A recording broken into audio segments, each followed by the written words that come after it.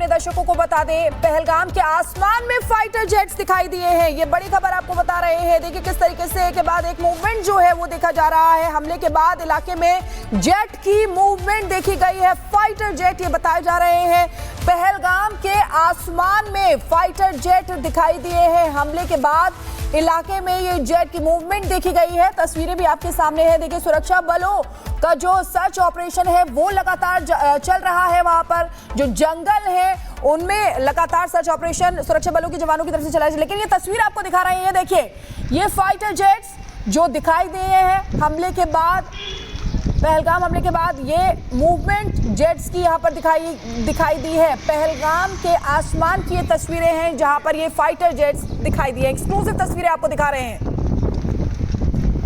तो पहलगाम के आसमान में इस वक्त फाइटर जेट्स का ये मूवमेंट आप देख रहे हैं और इस वक्त जाहिर तौर से जो भी आसमान में मूवमेंट होगा, ट्रूप्स का मूवमेंट होगा, उस पर नजर रहेगी, क्योंकि वहां पहलगाम में और आसपास के इलाकों में एक बड़ा सर्च ऑपरेशन आतंकियों के लिए चल रहा है। हमने आपको बताया कि लश्कर का जो टॉप कमांडर है उसे बांदीपोरा में मार गिराया गया है और इस वक्त जो ये मूवमेंट आप देख रहे हैं, जतिन हमें ज्यादा बेहतर बता पाएंगे क्योंकि जतिन वहां पर पहलगाम में मौजूद है। जतिन जरा बताइए, ये मूवमेंट वहां पर देखा जा रहा है और इसको हम जाहिर तौर पर जो आतंकी मार गिराया है उससे भी जोड़कर देखें क्या? बिल्कुल, देखिए जब से पहलगाम में आतंकी हमला हुआ उसके बाद से ही सिक्योरिटी फोर्सेस, चाहे वो अनंतनाग हो, पुलवामा हो, हर जगह एक्टिव है और खास तौर पर ओवरग्राउंड वर्कर्स जिनका जिक्र किया जा रहा है उनकी गिरफ्तारी करना हो। और बांदीपुरा कहीं ना कहीं इसको लेकर एक हब बन गया था। जैसे कि मंगलवार को आतंकी हमला हुआ उसके बाद ही बांदीपुरा से ही 2 ओवरग्राउंड वर्कर को उठाया गया। ये वो लोग थे जिनकी मदद से आतंकी जो है वो पहलगाम पहुंचे थे। जिस बाइक का इस्तेमाल किया ये इन्हीं ओवरग्राउंड वर्कर्स की बाइक थी। उनसे पूछताछ के बाद बांदीपुरा में आज सुबह से एक बड़ा सर्च ऑपरेशन चलाया गया जिसमें अल्ताफ नाम का जो टॉप कमांडर है लश्कर तौयबा का, जो कि घाटी में लश्कर के नेटवर्क को बढ़ाने का काम कर रहा था, लॉजिस्टिक प्रोवाइड कराने का काम इसी का था और कहीं ना कहीं जो मुजाहिद जिनको बोलते हैं उनको टारगेट देने का जो काम है वो इसी अल्ताफ का था। हालांकि उसको अब कॉम्बिंग करके उसको ढेर कर दिया गया है। संभवतः बांदीपुरा में किस तरीके से पुलवामा में मदद की गई ये सबसे बड़ा सवाल है और उसी को लेकर चाहे वो सीआरपीएफ हो, जम्मू कश्मीर पुलिस हो या भारतीय सेना, वो लगातार बांदीपुरा में जो एक तरीके से अपना ऑपरेशन है वो चला रही है। लेकिन दूसरी तरफ जब हम पहलगाम की बात कर रहे हैं तो पहलगाम में कल हमने देखा है कि पूरा जो घना जंगल है वहां पर हेलीकॉप्टर से नजर रखी जा रही थी और तकरीबन 35 किलोमीटर का यह पूरा जंगल है। लेकिन आज वहां पर फाइटर जेट्स की मूवमेंट है तो कहीं ना कहीं मैसेज बिल्कुल क्लियर है और प्रधानमंत्री नरेंद्र मोदी ने बिहार की धरती से बहुत साफ बोला था कि जितनी आप कल्पना नहीं कर सकते उससे भी बुरा हाल आतंकियों का होगा। और फाइटर जेट की मूवमेंट इस और इशारा कर रही है कि हर एक स्पॉट की निगरानी की जा रही है, जहां पे भी सस्पिशियस लगता है वहां पर कार्रवाई की जा रही है और यही कारण है कि जिन 2 आतंकियों का नाम सबसे पहले लश्कर का एक टॉप कमांडर मार गिराया गया है। लेकिन इस वक्त नजरें उन आतंकियों को ढूंढ रही हैं जिन्होंने ये हमला किया है। उन तक हमारी एजेंसियां कब पहुंचेंगी इसका भी इंतजार है।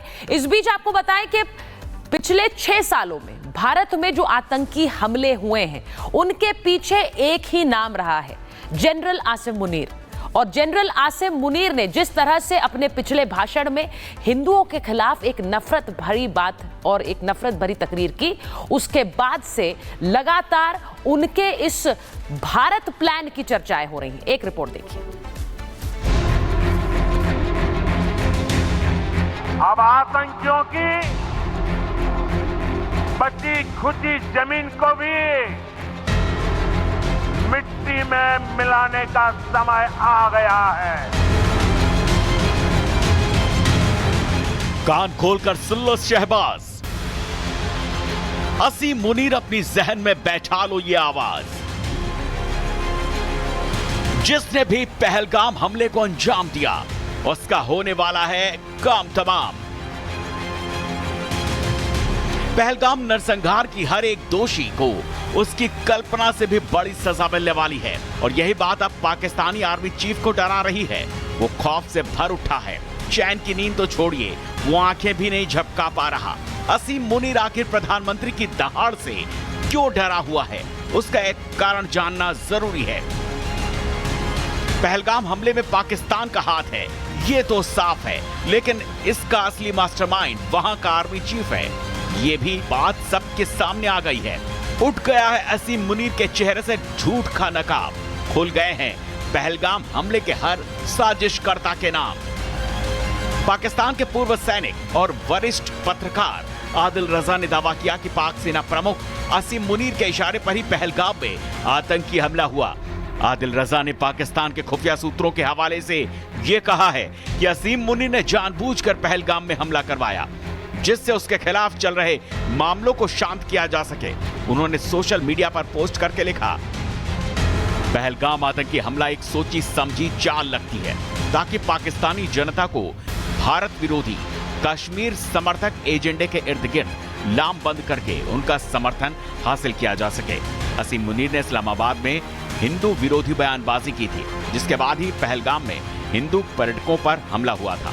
हम जानते हैं कि असीम मुनीर के आदेश पर पहलगाम आतंकवादी हमलों को अंजाम देने वाली कमान की चेन क्या थी।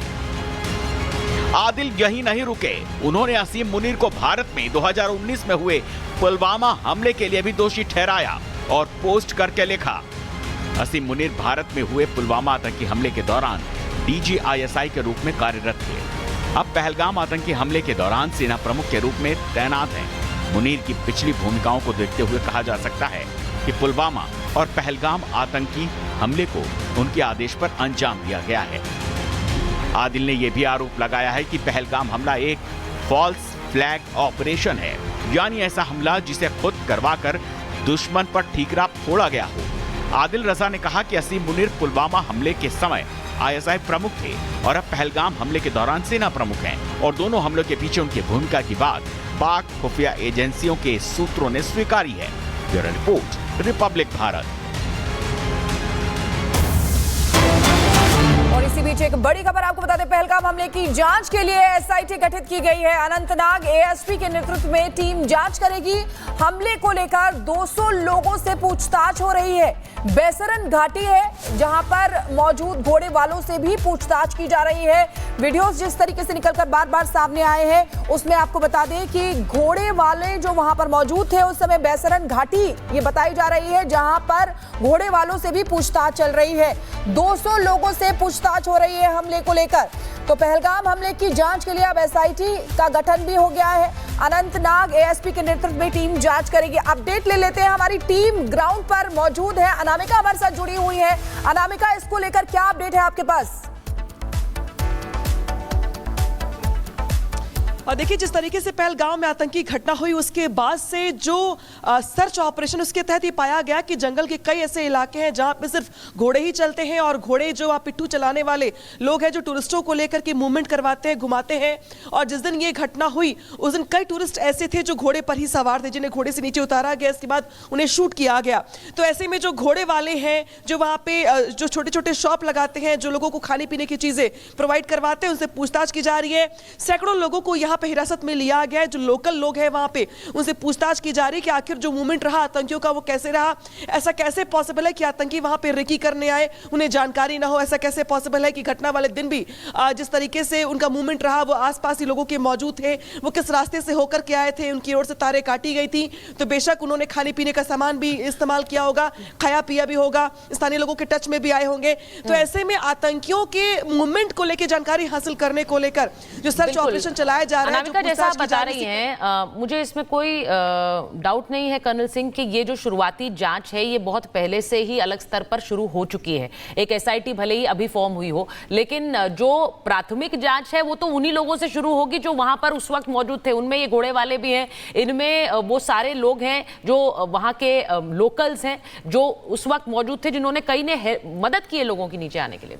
देखिए, सबसे बड़ी बात यह है कि जब हम लोकल्स की बात करते हैं तो लोकल कुछ अनजाने में मदद करते हैं और कुछ जानबूझकर मदद करते हैं। अनफॉर्चुनेटली पैसे के लिए काफ़ी कुछ किया जाता है। अब आगे बात जैसे रेकी की या किसी भी तरह के खाने पीने की, अगर लोकल को 2 रुपए देंगे आप तो वो आपको वो वाला खाने का सामान दे देगा।